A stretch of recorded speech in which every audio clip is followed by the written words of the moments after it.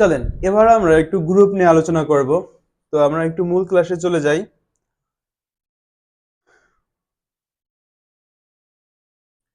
Group group একটি কি দ্বিপদী প্রক্রিয়া সহ একটি অশূন্য সেট আপনি কখন বলতে পারবেন?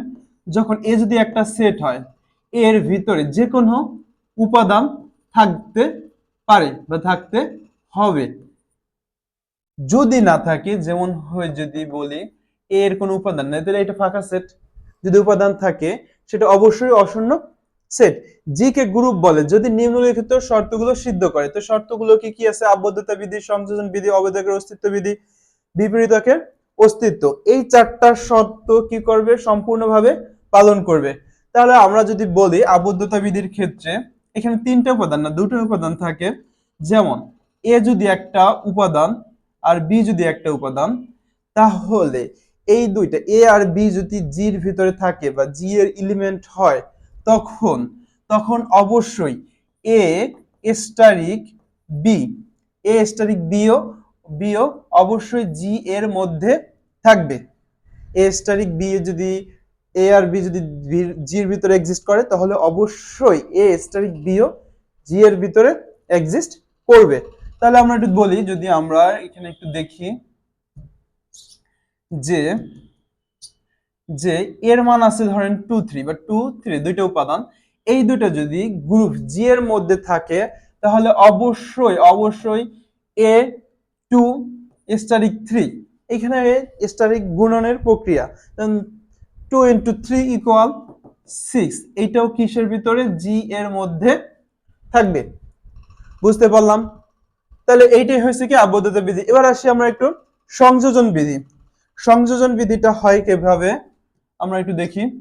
সংযোজন বিধি যদি আমি একটু বলি যে এ বি সি তিনটা উপাদান, এই তিনটা উপাদান কি জি এর তিনটা উপাদান এবিসি এবিসি জি এর ভিতরে এক্সিস্ট করে, তখন অবশ্যই এ স্টারিক বি আর বি স্টারিক সি, এইটা সরি বি সি, এইটা অবশ্যই A asterisk B asterisk C এর সমান হবে। এটা কি আমাদের আবদ্ধতা বিধি। তাহলে এখানে এর মান 2 3 4 যাই হোক না কেন হতে পারে, এখানের মান যাই হোক যা কিছু হোক না কেন হতে পারে। গুণনের ক্ষেত্রে ঠিক একই নিয়ম। তো আমরা অবশ্যই আবদ্ধতা বিধি বুঝলাম, সংযোজন বিধি বুঝলাম, অভেদকের অস্তিত্ব বিধি।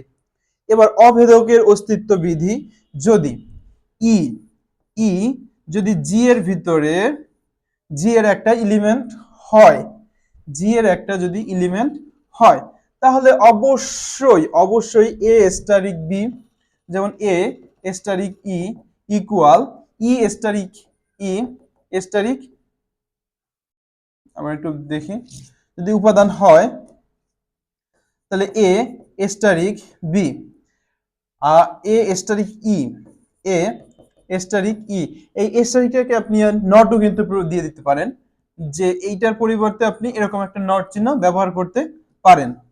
আচ্ছা ঠিক আছে, সমান সমান ই স্টারিক এ হবে, এবং এই দুইটা অবশ্যই কি হবে? সমান হবে। A stearic A R E stearic এ, এবং এইগুলা অবশ্যই ই এ মানে এই দুইটা মান ই হবে। আচ্ছা, যেখানে এও জি গ্রুপের একটা উপাদান, এও কি জি গ্রুপের একটা উপাদান, আমরা এটা বুঝতে পারলাম। তাহলে এবার দেখি অবেদকের অস্তিত্ব বুঝলাম। এবার আসি বিপরীতকের অস্তিত্ব বিধি।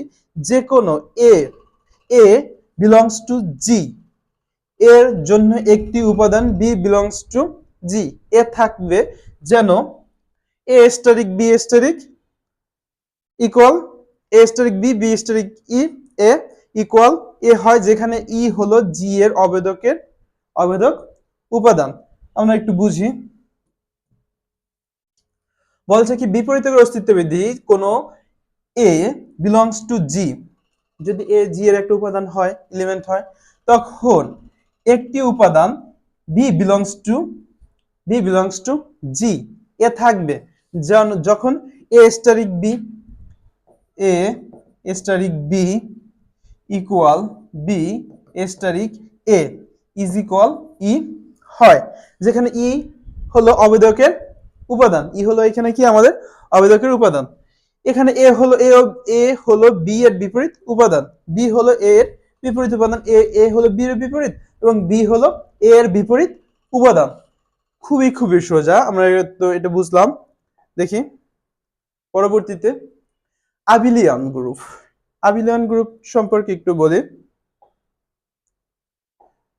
আচ্ছা, আবিলিয়ান গ্রুপ, একটা গ্রুপ তখনই আবিলিয়ন হবে যখন আমাদের এইখানের পূর্বের এই যে আবদ্ধতা বিধি, সংযোজন বিধি, অবেদকের অস্তিত্ব বিধি আর বিপরীতকের অস্তিত্ব বিধি এইগুলো তো মানবেই, এর সাথে এই এই শর্তগুলোর সাথে আমাদের এই যে A asterisk B equal B asterisk A হবে। যদি একটা গ্রুপ আবিলিয়ান হতে হয় তাহলে আবদ্ধতা বিধি, সংযোজন বিধি, বিপরীতকের অস্তিত্ব বিধি এইগুলোর সাথে এই যে আবদ্ধতা বিধি, সংযোজন বিধি, অবরোধকের অস্তিত্ব বিধি, বিপরীতকের অস্তিত্ব বিধি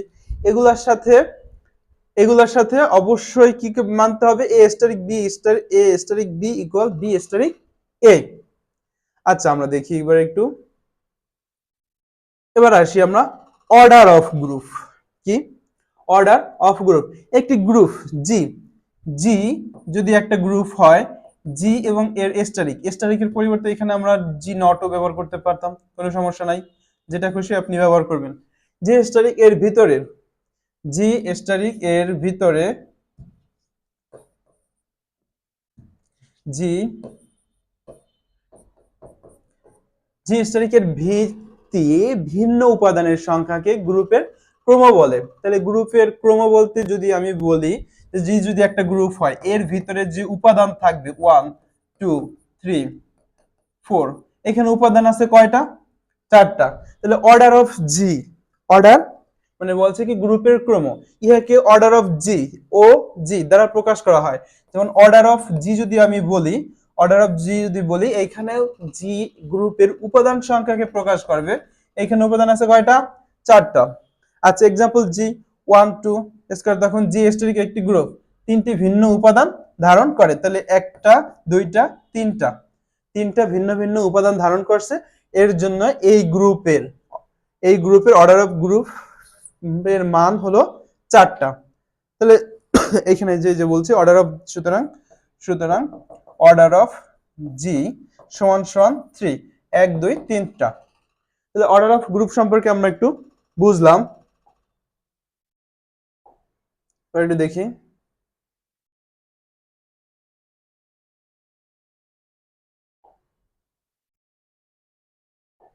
আচ্ছা দেখি, বাস্তব সংখ্যার সেট গুণ প্রক্রিয়া একটি গ্রুপ নয় কেন? বাস্তব সংখ্যার সেট গুণ প্রক্রিয়া একটি গ্রুপ নয় কেন? আর এর প্রত্যেক উপাদানের গুণাত্মক বিপরীত উপাদান, আর যেটা আছে তার গুণাত্মক বিপরীত উপাদান আর এর এ নাই, বলছে আর এর প্রত্যেক উপাদানের গুণাত্মক বিপরীত উপাদান আর এ নাই। উদাহরণ হিসেবে যদি বলি যে জিরোর কথা যদি আমরা একটু চিন্তা করি, জিরো কি আর এর ভিতরে এক্সিস্ট করে? হ্যাঁ, জিরো আর এর ভিতরে এক্সিস্ট করে, কিন্তু জিরো এর গুণাত্মক বিপরীত, একটা একটা একটা যদি মান হয়, একটা এলিমেন্ট যদি জিরো হয়, এর বিপরীত হবে কি? 1/0, 1/0, 1/0 এটার মান কি? ইনফিনিটিভ। যেখানে যেখানে এটা কি আর এর এলিমেন্ট, এখানে একটা এলিমেন্ট চিহ্ন আছে, এটা কি আর এর ভিতরে এক্সিস্ট করে? না, করে না। এটা কি আর এর ভিতরে করে? কারণ হচ্ছে আমাদের যে যে এটা আছে আমাদের বাস্তব সংখ্যা বা রিয়েল নাম্বার, সেটা হলো -ইনফিনিটি থেকে +ইনফিনিটি পর্যন্ত, বা এই ইনফিনিটি পর্যন্ত, কিন্তু মানে ইনফিনিটি হবে না, কিন্তু এর ভিতরের যে উপাদান এলিমেন্ট গুলো আছে সেগুলা বাস্তব। তাহলে আমি যদি এখানে বলি তাহলে এইখান থেকে এইটুকু একটু কালার নিয়ে নেই, এইখান থেকে এইটুকু রিয়েল নাম্বার, পুরাটাকে না, পুরাটা না। তাহলে এই এই এই যে minus infinity two plus infinity, infinity, তাহলে এই কারণে কারণে বাস্তব সংখ্যার সেট গুণনের অধীনের গ্রুপ না। তাহলে বাস্তব সংখ্যার সেট কি গুণনের অধীনের গ্রুপ? কখনোই হবে না। কেন হবে না? একটা উপাদান তার বিপরীত উপাদান আর এর ভিতরে নাই, এটা তো আমরা প্রথমেই বলে দিছি। আচ্ছা দেখি, এবার আসি সসীম গ্রুপ। কি গ্রুপ? সসীম গ্রুপ। আমরা অসীম গ্রুপ সম্পর্কে কি জানি? যদি এ অথবা জি এ যদি একটা সেট হয়, যেটা হয়েছে একটা গ্রুপ, এর মান বা জি গ্রুপ এর মান বা সেটের কথাই যদি আমরা একটু চিন্তা করি, এ যদি একটা সেট হয়, এর এলিমেন্ট 1 2 3 4, এটা কিন্তু সসীম সেট, এটা কিন্তু অসীম সেট না, এটা চলমান। যদি আর একটা সেট বলি, বি সেট, এইটা সমান সমান 1 2 ডট ডট 7, এটা কি অসীম সেট? না, এটাও সসীম সেট, কারণ কি এর শেষ আছে। কিন্তু যদি আমি একটা সেট বলি, যেমন 1 2 3 ডট ডট ডট, এটার কি শেষ আছে? না, এটার শেষ নাই, তো এটা একটা অসীম সেট। বলছে অসীম সেট বলতে কি, যে মনে করি জি একটা গ্রুপ, যদি এটির সসীম সংখ্যক উপাদান, গ্রুপটার যদি সসীম সংখ্যক উপাদান থাকে, তবে তাকে সসীম গ্রুপ বলে। একটা গ্রুপের যদি সসীম সংখ্যক উপাদান থাকে, তাহলে সেটা কি হবে? সসীম গ্রুপ। আচ্ছা,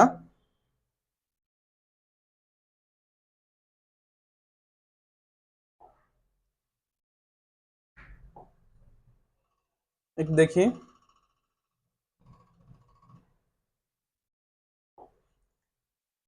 আর কি একটি বিনিময় গ্রুপ। এবার আমরা একটু আসি বিনিময় গ্রুপের ক্ষেত্রে। হ্যাঁ, আর একটা কি বিনিময় গ্রুপ আমরা বলতে পারি, কারণ এটি একটি বিনিময় গ্রুপের সকল উপাদান মেনে চলে। তো বিনিময় গ্রুপের সকল শর্ত সমূহ কি আমরা জানি?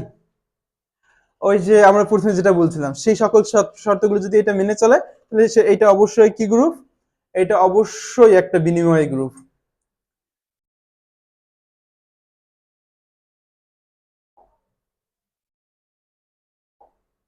দেখি আমরা একটু, অবগ্রুপের সংজ্ঞা দাও।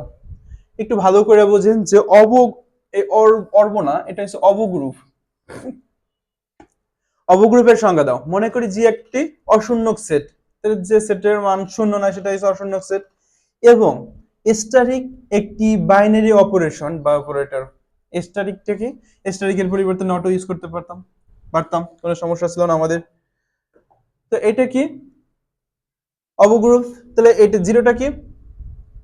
জিরো, বলছে কি স্ট্যাটিক একটি বাইনারি অপারেশন। তাহলে জি স্ট্যাটিককে অবগ্রুপ বলা হবে যদি নিম্নের শর্তসমূহ মেনে চলে। তাহলে শর্তসমূহ আছে কি? যদি আমাদের, যদি এ স্টারিক এবি যদি জি এর উপাদান হয়, ধরেন এবি যদি এ বি বি যদি জি এর এলিমেন্ট হয়, তাহলে এ, ওই যে আমাদের প্রথমেই তো দেখলাম, এ স্টারিক বি, এটাও কিসের? জি এর এলিমেন্ট হবে। আবার কি এবিসি যদি জি এর এলিমেন্ট হয়, তাহলে হয়েছে যে A asterisk B asterisk C, এটাও কি, এটা আর A asterisk B asterisk C এটাও সমান হবে, এটা প্রথমে দেখছি। ই যদি জি এর, ওই যে আমাদের তিনটা শর্ত আছে না, সেই তিনটা শর্ত যদি সম্পূর্ণভাবে ফুলফিল করে, তাহলে অবশ্যই কি, যে এই তিনটা যদি, তাহলে এটা কি হবে? অবশ্যই একটা অবগ্রুপ হবে। আচ্ছা, আমরা বুঝতে পারলাম।